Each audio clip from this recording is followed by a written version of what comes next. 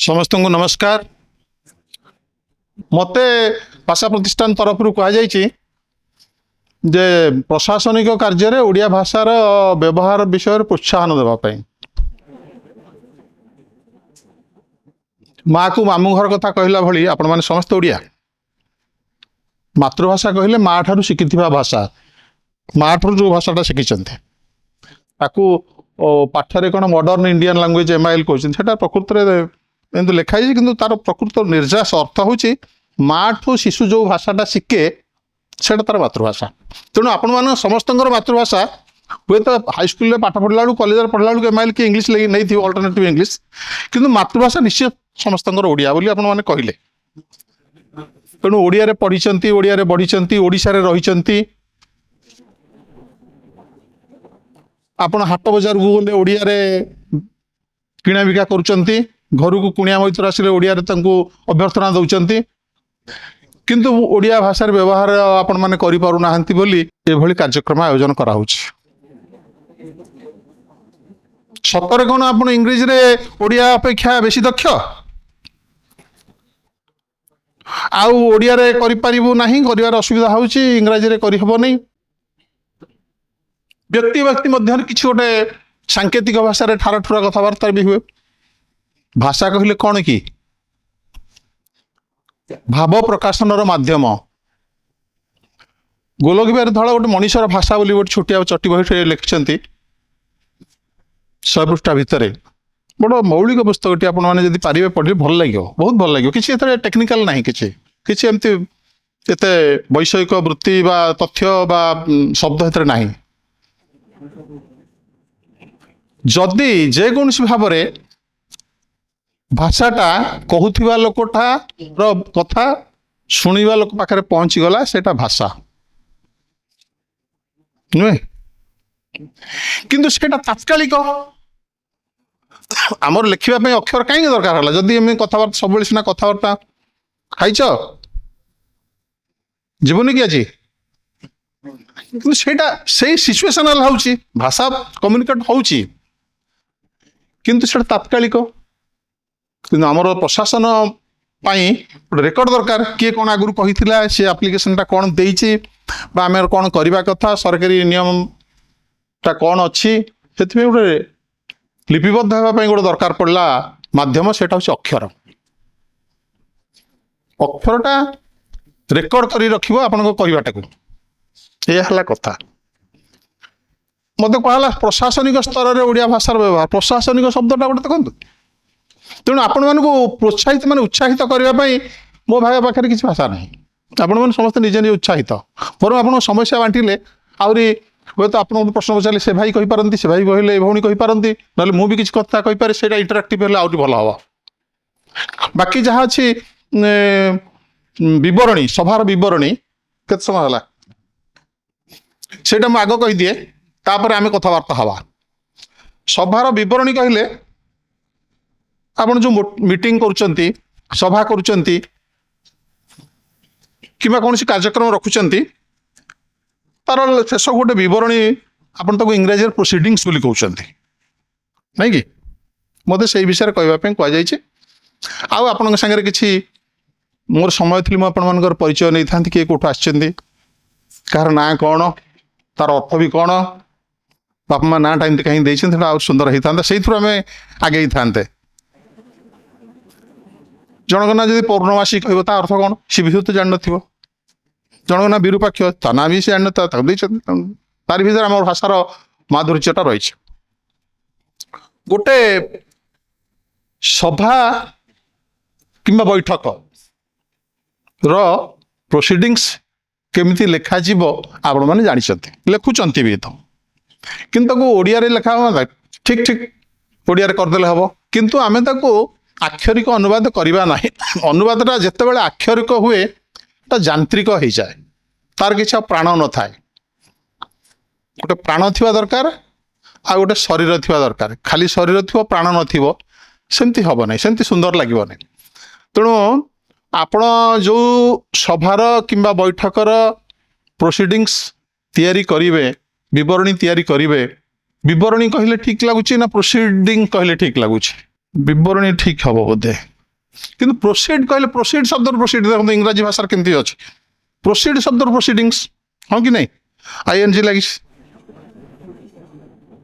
Proceed ମାନେ କ'ଣ? Very good, ଆଗେଇବା। ଆଉ କ'ଣ?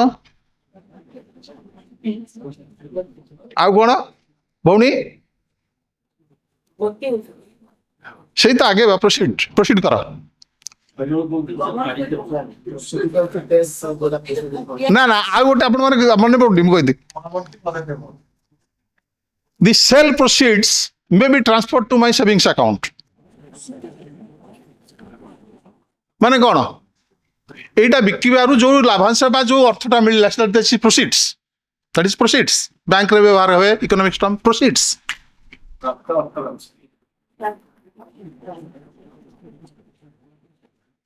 That is proceeds. প্রসিডিং আপনার চাকরি করছেন তা না প্রসিডিং হয়ে কিন্তু প্রসিডিং কহিলে তো he is proceeding in the right direction, but proceeding has been drawn, তা না বা তা বিপক্ষে তা বিরুদ্ধে প্রসিডিং ড্রন হয়ে গলা।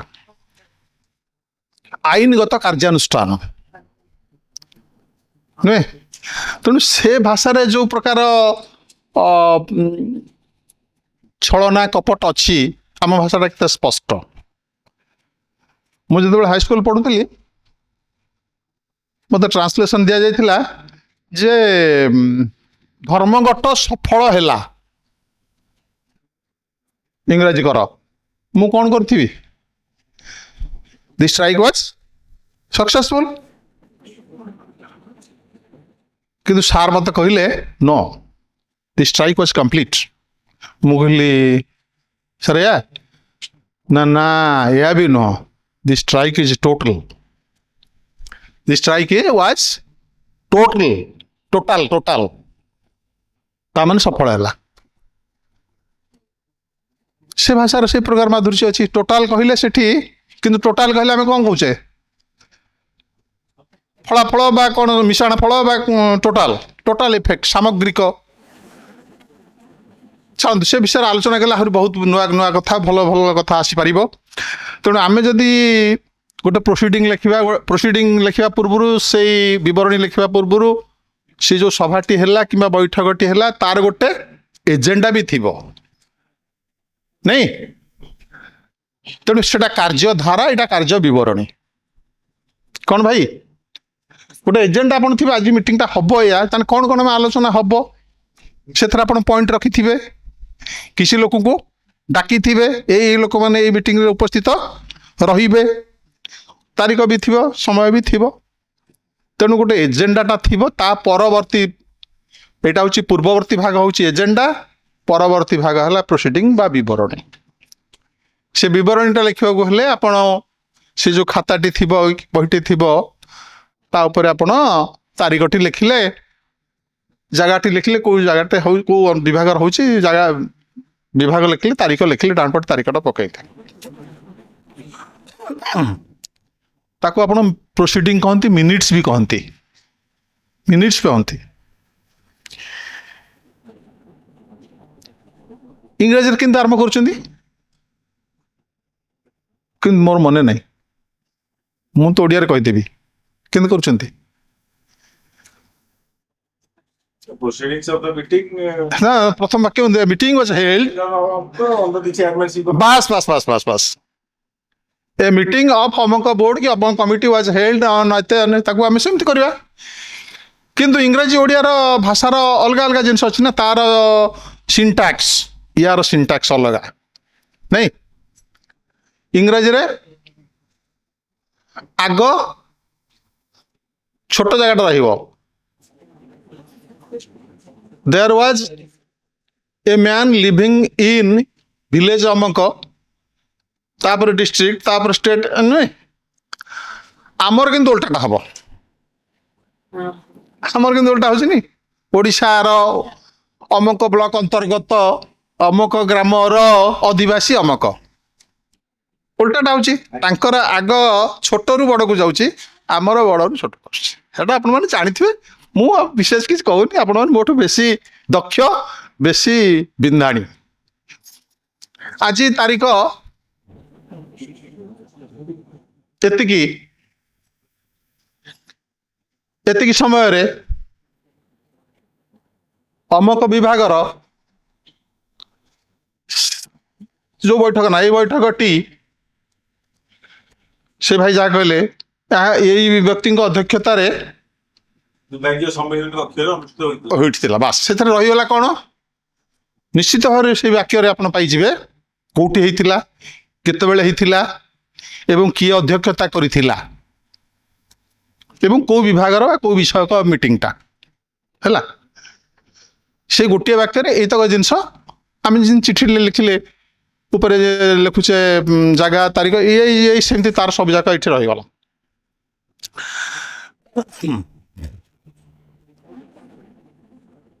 ତାପରେ ଲେଖିବେ ଉପସ୍ଥିତ ସଦସ୍ୟ। ନାଇଁ ଆପଣ ସେଟା ଏଜେଣ୍ଡାରୁ ଉତାରି ଦେବେ କୋଉ କୋଉ ମାନଙ୍କୁ ଡକା ହେଇଥିଲା, କିନ୍ତୁ ସେଟାକୁ ଦି ଭାଗ କରିବେ, ଉପସ୍ଥିତ ସଦସ୍ୟ, ଅନୁପସ୍ଥିତ ସଦସ୍ୟ।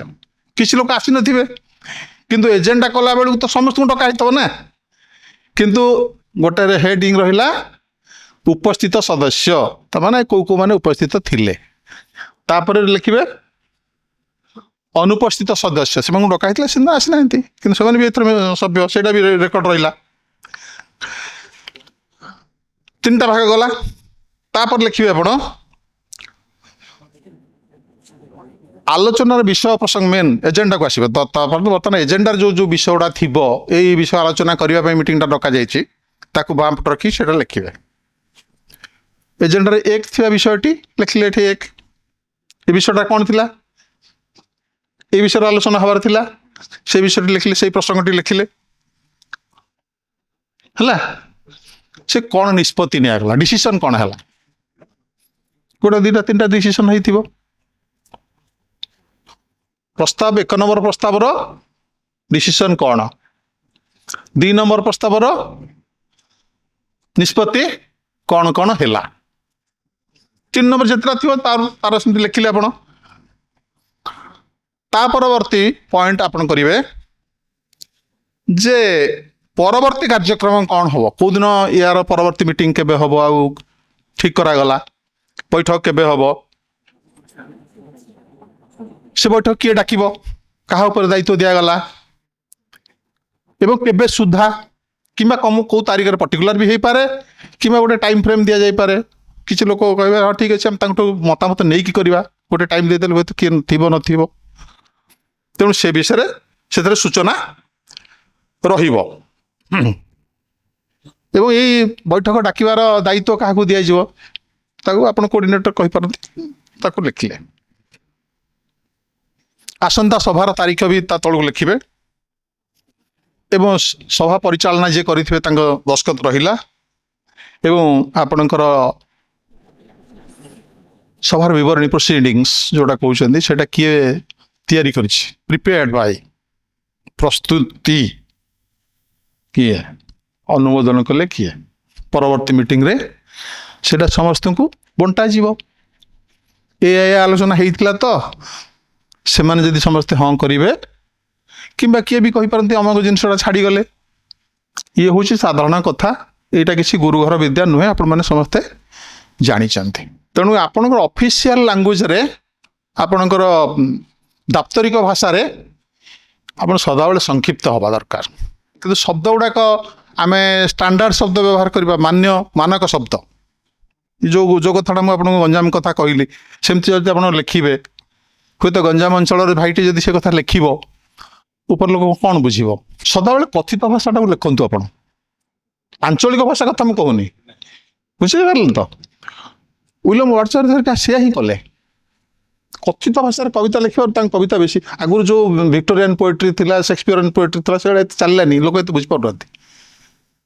କଲୋକିଆଲ ଲାଙ୍ଗୁଏଜରେ ଆପଣ କୁହନ୍ତୁ, କଥିତ। ଆପଣ ଭାବିବେ ସିଏ ତାକୁ ଦବା ପାଇଁ କହିଲେ, ଆପଣ କହିବେ ଦବା ପାଇଁ କ'ଣ, ପ୍ରଦାନ କରିବା ପାଇଁ ଲେଖିବି, କାହିଁକି ଦବା ପାଇଁ ଲେଖନ୍ତୁ, ଚଲନ୍ତୁ ନା। ଓଡ଼ିଆ ଭାଷା ଆମର ଦବା, ପ୍ରଦାନ କରିବା ହେଉଛି ସଂସ୍କୃତ ଭାଷା। ଆମେ ସଂସ୍କୃତ, ଆମେ ଯେମିତି ଆମେ ବର୍ତ୍ତମାନ ଇଂରାଜୀର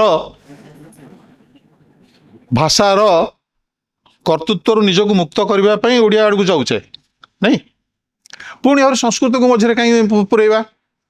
ଅବଶ୍ୟ ଓଡ଼ିଆ ଡିକ୍ସନାରୀରେ 70% ଶବ୍ଦ ହେଉଛି ସଂସ୍କୃତ, କିନ୍ତୁ ତଥାପି ଆମେ ଦବା ନବା ପ୍ରଦାନ କରିବା କାହିଁକି ବି ଦୃଷ୍ଟିଗୋଚର ହେଉ। ଆପଣ ଦେଖନ୍ତୁ, ଆଉ ଗୋଟେ କଥା କହିବାକୁ ଭୁଲିଗଲି, ଆପଣ ଯୋଉ ବିବରଣୀ ଲେଖିବେ ପ୍ରାୟ କର୍ତ୍ତୃବାଚ୍ୟରେ ଲେଖିବେ ନାହିଁ, ଭାବବାଚ୍ୟ କିମ୍ବା କର୍ମବାଚ୍ୟରେ ଲେଖିବେ। ପ୍ରଦାନ କରାଗଲା, ତାଙ୍କୁ ଏ ଦାୟିତ୍ୱ ଦିଆଗଲା, ଆମ୍ଭେ ତାଙ୍କୁ ଏ ଦାୟିତ୍ୱ ଦେଲୁ, ସେଇଟା ଏତେ ଭଲ ଶୁଭେନି ହେଲା। ସେଇଟା ସେମିତିଆ ଢାଞ୍ଚା, ତାଙ୍କୁ ଏହା ଅନୁରୋଧ କରାଗଲା ଏ କଥା ଦେବା ପାଇଁ, କରିବା ପାଇଁ, ତାଙ୍କୁ ଏତିକି ତାରିଖ ସୁଦ୍ଧା କରିକି ଦେବା ପାଇଁ ତାଙ୍କୁ ଅନୁରୋଧ କରାଗଲା। ଏଇଟା ହେଉଛି ଏମିତିଆ ଭାଷା। ଆପଣମାନେ ସମସ୍ତେ ଜାଣିଛନ୍ତି, ମୋର ଏଥିରେ ନୂଆ କିଛି କହିବାର ନାହିଁ, କାରଣ ଏଥିରେ କଂସାରୀ ଘରର ପାରା ଆପଣ। ମୁଁ ଜଣେ ଶିକ୍ଷକ, ମୁଁ କ୍ଲାସରେ ପ୍ରୋଜ, ପୋଏଟ୍ରି, ପ୍ରବନ୍ଧ ଏସବୁ ପଢ଼େଇବି ନା, ଏଗୁଡ଼ା ଖାଲି କେତେକ ଷ୍ଟାଣ୍ଡାର୍ଡ ଭାଷା। ଆପଣ ସଦାବେଳେ କଥିତ ଭାଷାକୁ ଆପଣ କମ୍ଫର୍ଟେବଲ ଫିଲ୍ କରୁନାହାନ୍ତି ଏଇଥିପାଇଁ ଯେ ଆପଣଙ୍କୁ ତାର ଗୋଟେ ଭଲ ଶବ୍ଦଟେ ମିଳୁନି। ମୋଷ୍ଟ ପ୍ରୋବାବ୍ଲି ଏଇଆ। ମୁଁ ବି କବିତା ଲେଖିଲା ବେଳେ ଭାବେ ଏଇ ଶବ୍ଦଟା ଦେବି, ଏଇଟା ଭଲ ଲାଗୁନି, କିନ୍ତୁ ତା ହିଁ ଦିଅନ୍ତୁ, ଆପଣ ତା ହିଁ ଦିଅନ୍ତୁ। ତା ଫଳରେ ସେଇଟା ଗୋଟେ ଅଫିସିଆଲ ଭାଷାର ମର୍ଯ୍ୟାଦା ପାଇବ, ଯୋଉଟାକି ଆମେ ଫକୀରମୋହନ କଲେ। ଆଗରୁ ଆପଣଙ୍କର ଯୋଉ ପ୍ରାଚୀନ କାଳର ଗଦ୍ୟ, ପ୍ରାଚୀନ କାଳର ପଦ୍ୟ ଅଲଗା ଥିଲା, କିନ୍ତୁ ଫକୀରମୋହନ କ'ଣ କହିଲେ? ସାଆନ୍ତାଣୀଙ୍କର ଟାଣୁଆ ହୁକୁମ ଜାରି, କିଏ ବାହାରକୁ ଯିବ କିଆଁ, ଯାହା କରିବ ଘର ଭିତରେ ବସି କର। କିଆଁ, କିଏ ବାହାରକୁ ଯିବ କିଆଁ, ସିଏ ହିଁ ସାହିତ୍ୟ ଭାଷାର ଶିରୋପା ପିନ୍ଧିଲା। ତେଣୁ ଭାଷାଟା ଯେତେ ଆମଠୁ ଦୂରେଇ ଦୂରେଇ ଯିବ, ଆମକୁ ସେତେ ନିଜର ଲାଗିବନି। ନିଜ ଆମ ପାଟିକୁ ଯୋଉଟା ପଇଟୁଛି, ଯେତେବେଳେ ପଇଟୁଛି, ହୁଏତ ଆପଣଙ୍କୁ ପରେ ଆଉ ଗୋଟେ ଭଲ ଶବ୍ଦଟେ ମିଳିପାରେ, କିନ୍ତୁ ଯେତେବେଳେ ଯାହା ତତ୍କ୍ଷଣାତ ମୁଣ୍ଡକୁ ଯାହା ଆସୁଛି, ଯୋଉ ଆପଣ ଲେଖନ୍ତୁ, ଆପଣଙ୍କ ଉପର ଅଫିସର ତାକୁ ହୁଏତ ସଂଶୋଧନ କରିବେ। ମୋର ମନେ ଅଛି, ଆପଣ ଯୋଉ ସିନ୍ ଲେଖୁଛନ୍ତି ଫାଇଲରେ, ସିନ୍ଟାର ଓଡ଼ିଆ କ'ଣ ହବ? ପ୍ୟାରୀ ମୋହନ ଦେଖିଲି ପ୍ୟାରୀ।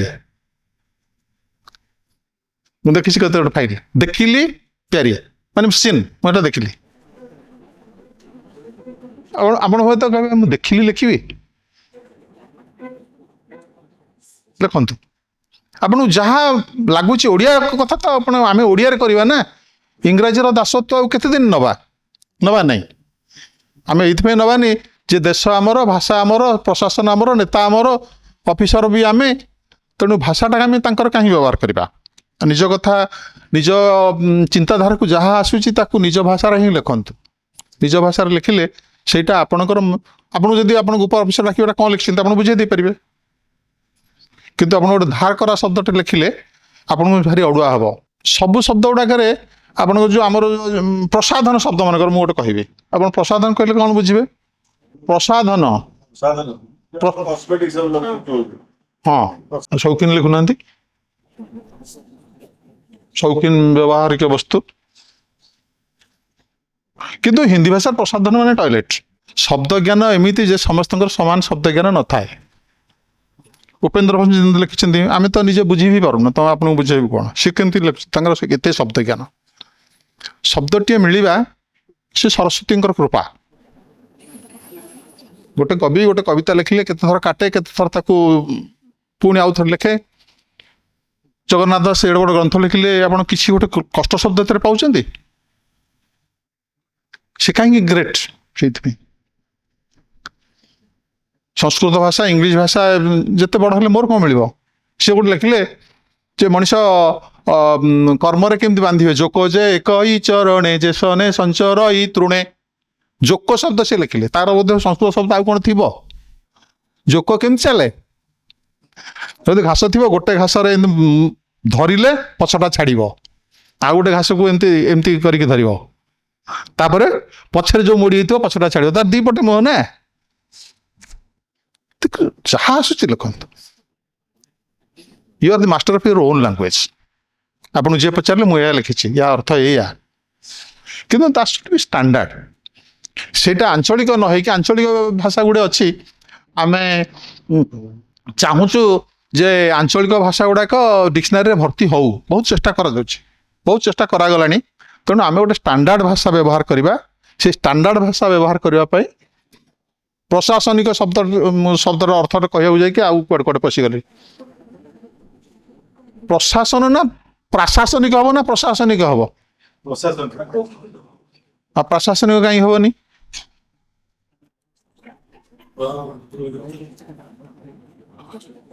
ଶାସନ ମନେକର ଇକ ପ୍ରତ୍ୟୟ ହେଇଛି ତ, ଇକ ପ୍ରତ୍ୟୟ ହେଇଛି, ଇକ ପ୍ରତ୍ୟୟ ହେଲେ କଣ ହଉଛି? ଗଣିତ ଇକ କଣ ହବ? ଗାଣିତିକ। ସାହିତ୍ୟ ଇକ, ସେମିତି ଇତିହାସ ଇକ ଐତିହାସିକ ହଉଛି, ବିଜ୍ଞାନିକ ବୈଜ୍ଞାନିକ ହଉଛି। କିନ୍ତୁ ଯଦି ଶାସନ ଇକ, ଶାସନ ଶବ୍ଦଟା ତ ଗୋଟେ ଶବ୍ଦ ନା, ଶାସନ ଶବ୍ଦରେ ପ୍ର ଲାଗିଛି ବୋଲି ସେଟା ପ୍ରଶାସନ ହେଇଛି। ମୂଳ ଶବ୍ଦଟା ହଉଛି ଶାସନ, ଅରିଜିନାଲ ଶବ୍ଦଟା କଣ? ଶାସନ। ସେଥିରେ ଲାଗିଛି ପ୍ର ଉପସର୍ଗ। ଉପସର୍ଗ ଗୁଡାକର ଭୂମିକା କଣ ଜାଣିଛନ୍ତି? ଓଡ଼ିଆ ଆପଣମାନେ ସମସ୍ତେ ଜାଣିଛନ୍ତି, ମୁଁ ତାକୁ ଟିକେ ଖାଲି କହିଦଉଛି। 5ଟା ହେଇଗଲାଣି, ଆଇ ଏମ୍ ସରି। ନାଇଁ ଆଉ କେବେ କଥା ହବ, ଛୋଟିଆ କଥାଟେ। ଯୋଉ ଓଡ଼ିଆରେ ଉପସର୍ଗ 20ଟା ଅଛି, ସେଇ ଶବ୍ଦ ଥିବ, ଯଦି ଉପସର୍ଗ ଲାଗିଯିବ ଆଉ ଗୋଟେ ଶବ୍ଦ ବି ହେଇଯାଇପାରେ। ଉପସର୍ଗ ଲାଗିଲେ ମୌଳିକ ଶବ୍ଦର ଅର୍ଥକୁ ସିଏ ବଢେଇବ, ନହେଲେ କମେଇବ, ନହେଲେ ଅଲଗା ଗୋଟେ କରିଦବ, ନହେଲେ ଗୋଟେ ଅଲଗା କରିଦବ। ମନେକର ଶିଷ୍ଟ, ଆପଣ ବି ଲଗେଇଲେ, ସେ ଅର୍ଥ ତ ହେଲାନି। ଶିଷ୍ଟ, ସେ ଭାରି ଶିଷ୍ଟ, ପୋଲାଇଟ। କିନ୍ତୁ ବିଶିଷ୍ଟ କହିଲେ ସ୍ପେଶାଲ, ଅଲଗା ହେଇଗଲା। କିନ୍ତୁ ଶିଷ୍ୟ, ପ୍ରଶିଷ୍ୟ, ସେଇ ମିନିଂଟା ଟିକେ ବଢେଇଲା, ନାଇଁ କି? ସେଟା ଆଉ ଟିକେ ଶିକ୍ଷକ, ପ୍ରଶିକ୍ଷକ। କିନ୍ତୁ ହାର, ପ୍ରହାର କଣ ହବ? ହଁ, ଉପସର୍ଗର ମାନେ ହଉଛି ସେଇଆ। ଉପସର୍ଗ ଗୁଡାକ ଲାଗିଲେ ଆପଣଙ୍କର ଶବ୍ଦଟାକୁ ଶିକ୍ଷଣ, ପ୍ରଶିକ୍ଷଣ, ମାନେ ଆଉ ଟିକେ ଡିପର ଶିକ୍ଷା ଆପଣ ନେଉଛନ୍ତି, ଆଉ ଟିକେ ଗଭୀର। ତେଣୁକରି ବେଳେବେଳେ ଶବ୍ଦଟାକୁ ଆଉ ଟିକେ ଇଣ୍ଟେନ୍ସିଫାଇ କରି ଆଉ ଟିକେ ଗଭୀର କରିବ, ବେଳେବେଳେ ବିପରୀତ ବି କରିଦେଇପାରେ, ଆଉ ବେଳେବେଳେ ସମ୍ପୂର୍ଣ୍ଣ ଅଲଗା କରିଦେବ। ଯେମିତି ଆପଣ ଶିଷ୍ଟ ବିଶିଷ୍ଟ ମୁଁ କହିଲି, ସେଗୁଡ଼ା ଉପରେ ଟିକେ ଧ୍ୟାନ ଦେବେ। ସେଗୁଡ଼ା ଉପରେ ଟିକେ ଧାରଣା ବି, ଛୋଟ ଛୋଟ କଥା ଆପଣଙ୍କ ଆମର ସାଧାରଣ ଖବରକାଗଜ ପଢ଼ିବେ, ଗପ ଉପନ୍ୟାସ ପଢ଼ିଲେ ସେଗୁଡ଼ାକ ଆପଣଙ୍କର ହେଇଯିବ, ଆୟତ ହେଇଯିବ। ଆଉ ଓଡ଼ିଆ ଭାଷାରେ ତେଣୁ ପ୍ରଶାସନ ଯଦି ଶବ୍ଦଟା ହବ, ଯଦି ଆମେ ମୂଳ ଶବ୍ଦଟା ପ୍ରଶାସନ ବି ଗୋଟେ ଶବ୍ଦ, ଶାସନରେ ପ୍ର ଉପସର୍ଗ ଲାଗିଲେ ପ୍ରଶାସନ ବି ହେଇଛି। ମାନେ ଶାସନର ଆଉ ଟିକେ ଗାଢ଼ତର ଫର୍ମଟା ହଉଛି ପ୍ରଶାସନ। ନାଇଁ, ଆମେ କହନ୍ତୁନି ଶାସନିକ ଅଧିକାରୀ ଯଦି ଆସିନାହାନ୍ତି, ପ୍ରଶାସନିକ ଅଧିକାରୀ ଆସିନାହାନ୍ତି, ସେଇଟା ଆଉ ଟିକେ ଡିପର ହଉଛି। ଯଦି ଶାସନରେ ଇକ ଲାଗିବ, ଶାସନିକ ହବ, ଶାସନିକ ହେଲା। ତାପରେ ଆମେ ପ୍ରଟା ଲଗାଇବା। କିନ୍ତୁ ଯଦି ପ୍ରଶାସନ ଶବ୍ଦଟାକୁ ଧରିବା, ପ୍ରଶାସନ ଯୁକ୍ତ ଇକ ପ୍ରଶାସନିକ, ପ୍ରସଙ୍ଗ ଇକ ପ୍ରାସଙ୍ଗିକ। ତାର ଇକ ଲାଗିଲା ମାନେ, ଉପସର୍ଗଟା ଲାଗିଲା ମାନେ ଆଦି ବୃଦ୍ଧି ହେବେ। ପ୍ରଥମ ଶବ୍ଦଟାର ଅଲଗା ଫର୍ମ ନେଇଯିବ। ଇତିହାସ ଇକ ଐତିହାସିକ, ଏଇଟା ହେଇଯାଉଛି। ଗଣିତଟା ଗାଣିତିକ ହେଇଯାଉଛି। ତେଣୁ ଯଦି ଶବ୍ଦଟା ମୂଳ ଶବ୍ଦଟା ଆମେ ଧରିବା ପ୍ରଶାସନ, ତାହେଲେ ହବ ଏଟା ପ୍ରଶାସନିକ। ଯଦି ମୂଳ ଶବ୍ଦ ଧରିବା ଶାସନ, ତାହେଲେ ଶାସନିକ ହେବ। ଆଗ ହେଇସାରିଲା ପରେ ପ୍ରଟା ଲଗେଇଲେ ପ୍ରଶାସନିକ ହେଲା। ତେଣୁ ଆପଣମାନଙ୍କୁ ଆଉ ଅଧିକା ମୁଁ ବିଶେଷ କିଛି କହୁନି। ଆପଣମାନଙ୍କୁ ଟିକେ ମୁଁ ଉତ୍ସାହିତ କରିବା ପାଇଁ 2-4 କଥା କହିଲି। ଆଉ ସମୟ ଥିଲେ ଆମେ ଆଉ ନୂଆ କଥା ଆପଣଙ୍କ ଠାରୁ ହିଁ ମୁଁ କଥା ନେଇକି ସେଇଥିରୁ ଆରମ୍ଭ କରିଥାନ୍ତି। ଆପଣ 2 ବାକ୍ୟ କହନ୍ତୁ, ସେଇଥିରୁ ଶବ୍ଦରୁ ଅର୍ଥ ବାହାରିବ, ସେଇଥିରୁ ଆପଣ ଆଉ କିନ୍ତୁ ନୂଆ ଭାବରେ ତାକୁ ଲେଖିପାରିବେ। କେତେ ସହଜ ଭାବରେ ଆମେ ଲେଖିପାରିବା, କେତେ ସରଳ ଭାବରେ ଲେଖିପାରିବା। ଯେତେ ସରଳ ଗାନ୍ଧିଜୀ ସରଳ ଭାଷାରେ ଲେଖୁଥିଲେ କିନ୍ତୁ ରାଧାକୃଷ୍ଣନ କଷ୍ଟ ଭାଷାରେ ମନେ ପଡ଼ିଥିବେ ରାଧାକୃଷ୍ଣନଙ୍କ ପ୍ରବନ୍ଧ ଗାନ୍ଧିଜୀଙ୍କ ପ୍ରବନ୍ଧ। କିନ୍ତୁ to write simple is not simple. ସରଳ ଭାଷାରେ ଲେଖିବା ଏତେ ସରଳ ନୁହଁ। ତେଣୁ ଓଡ଼ିଆ ଭାଷାରେ ଆପଣ କଥିତ ଭାଷାରେ ପ୍ରୟୋଗ କରିବା ଆପଣଙ୍କୁ ଖରାପ ଲାଗିଲେ ଅଖାଡ଼ୁଆ ଲାଗିଲେ ମଧ୍ୟ ଆପଣ ଓଡ଼ିଆ ଭାଷାରେ ଲେଖନ୍ତୁ, ଯାହା ଆସୁଛି ଲେଖନ୍ତୁ। ଯେତେବେଳେ ଆପଣ ଚେହେରା ଚରିତ୍ର ବର୍ଣ୍ଣ ଯଦି ମୋଠୁ ଅଲଗା, ମୋ ଭାଷା ଆପଣଙ୍କୁ ଟିକେ ଅଲଗା ହେଇପାରେ, ମୋ ଷ୍ଟାଇଲ ଲେଖା ଆପଣଙ୍କ ଷ୍ଟାଇଲ ଲେଖା ଅଲଗା ହେଇପାରେ। ତେଣୁ ଆପଣଙ୍କୁ ଯାହା ଆସୁଛି ଆପଣ ଲେଖନ୍ତୁ, ନିର୍ଭୟରେ ଲେଖନ୍ତୁ। Because you are master. ଯେଉଁ ଶବ୍ଦଟା ଉପରେ ଆପଣଙ୍କ ମାଷ୍ଟରୀ ଅଛି, ଆପଣ ଭଲ ଭାବେ ଜାଣିଛନ୍ତି, ସେ ଶବ୍ଦଟି ଲେଖନ୍ତୁ, ଅଡ଼ୁଆରେ ପଡ଼ିବେ ନାହିଁ। ଅନ୍ୟ କାହାର ଧାର କରା ଶବ୍ଦଟି ଲେଖିଲେ ସେ କ'ଣ ଲେଖିଥିଲା ତା ଅର୍ଥ ନ ଜାଣିକି ଲେଖିଦେଲେ ଠିକ୍ ହେବ ନାହିଁ। ଆପଣମାନଙ୍କୁ ନମସ୍କାର, ଆପଣଙ୍କ ସମୟ ନେଇଥିଲି, ଧନ୍ୟବାଦ।